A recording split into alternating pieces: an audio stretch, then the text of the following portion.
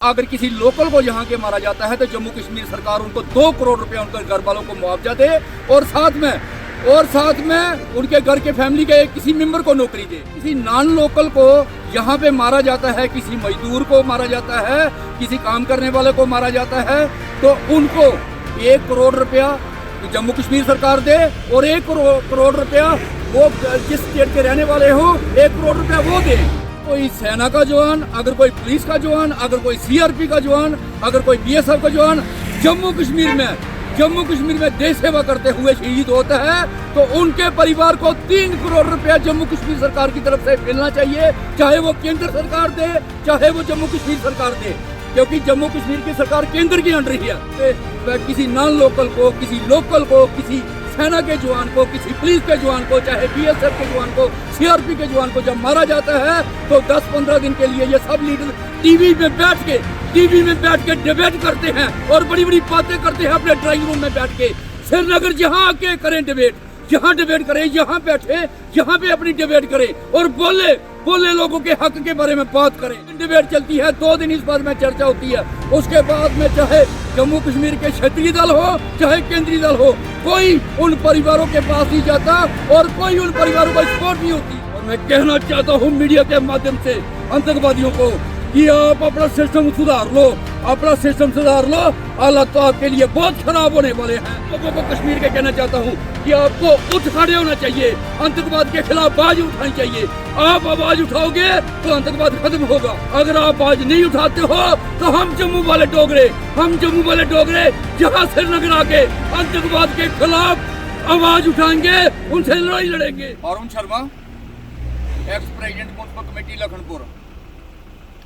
मैं जम्मू कश्मीर के श्रीनगर से बोल रहा हूँ।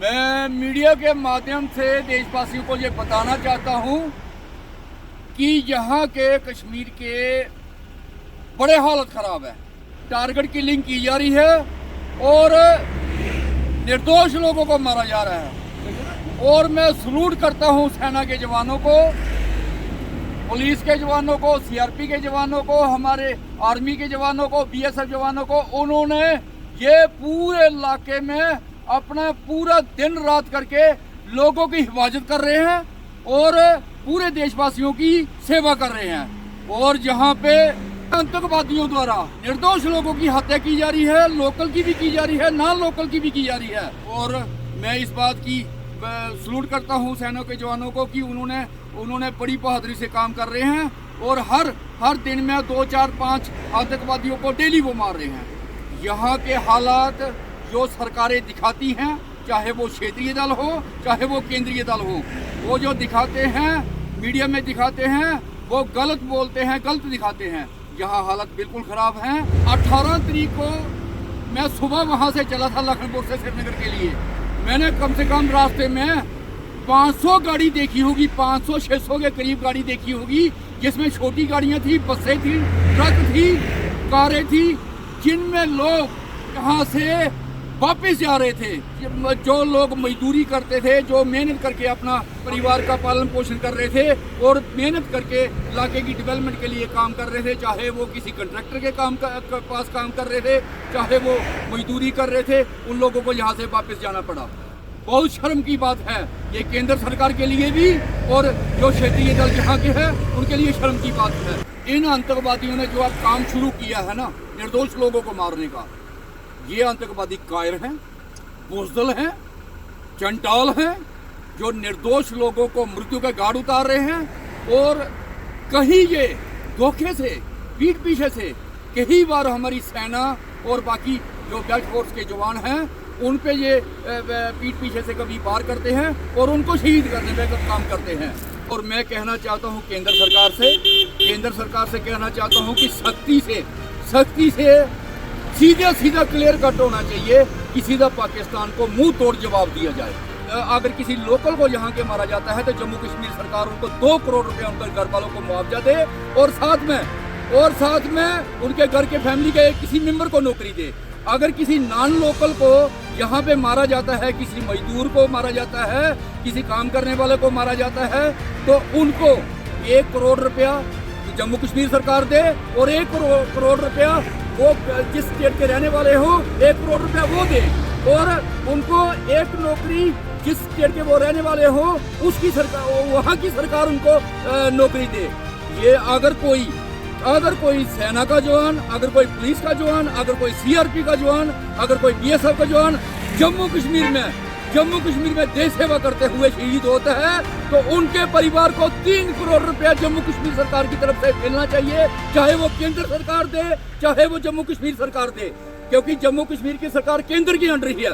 3 करोड़ रुपया के सैनिक के घर वालों को मिलना चाहिए और उनके फैमिली के एक मेंबर को नौकरी मिलनी चाहिए। जब किसी को जहाँ पे किसी नॉन लोकल को, किसी लोकल को, किसी सेना के जवान को, किसी पुलिस के जवान को, चाहे बीएसएफ के जवान को, सीआरपी के जवान को जब मारा जाता है तो 10-15 दिन के लिए ये सब लीडर टीवी में बैठ के डिबेट करते हैं और बड़ी बड़ी बातें करते हैं अपने ड्राइंग रूम में बैठ के।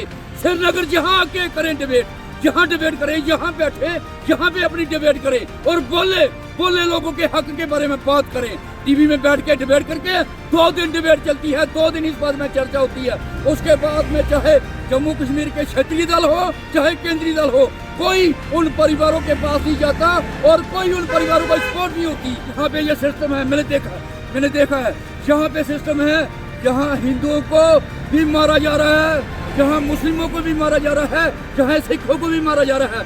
जो इन आतंकवादियों की बात नहीं मानते हैं उनको मौत के घाट उतारा जा रहा है।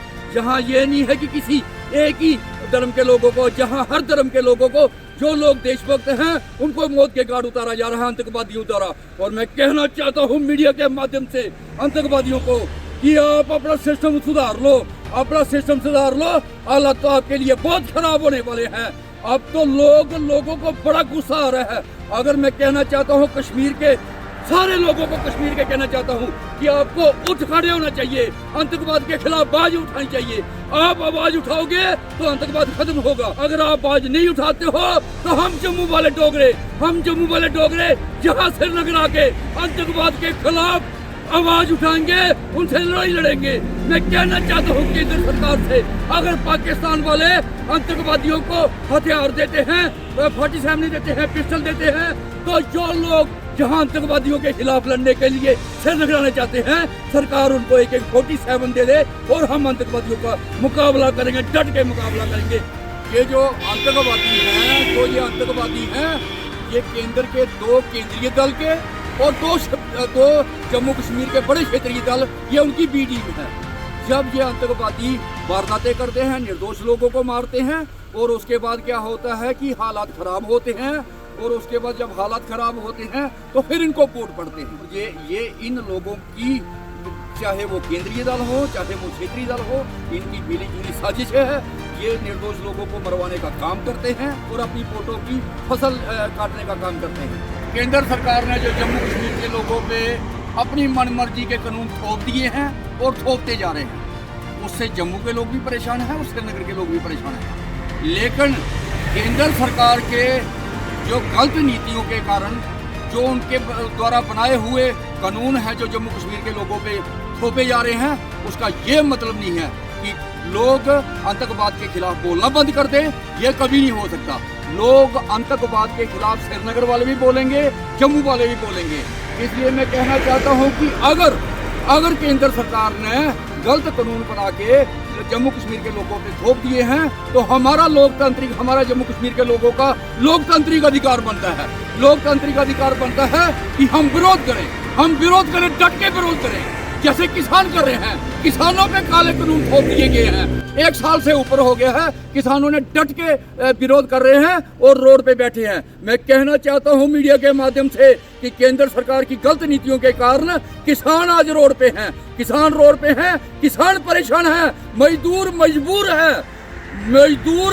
है, किसान रोडों पे है। इसलिए जब भी कोई कानून बनाया जाए तो पहले एक सर्वे किया जाए कि क्या उन लोगों को उस कानून की जरूरत है या नहीं है। ये नहीं है जो आपके साथ जो मंत्री हैं, आपकी पार्टी में जो लोग हैं, आपकी पार्टी वालों को जो लोगों को ठीक लगता है, पीएम साहब आप उनकी बात मानते हैं और ये कानून बना देते हैं। लेकिन आप एक काम करिए, अपनी पार्टी में एक टीम बनाइए, टीम बना के लोगों को पूछिए क्या उन्हें ये कानून की जरूरत है या नहीं है।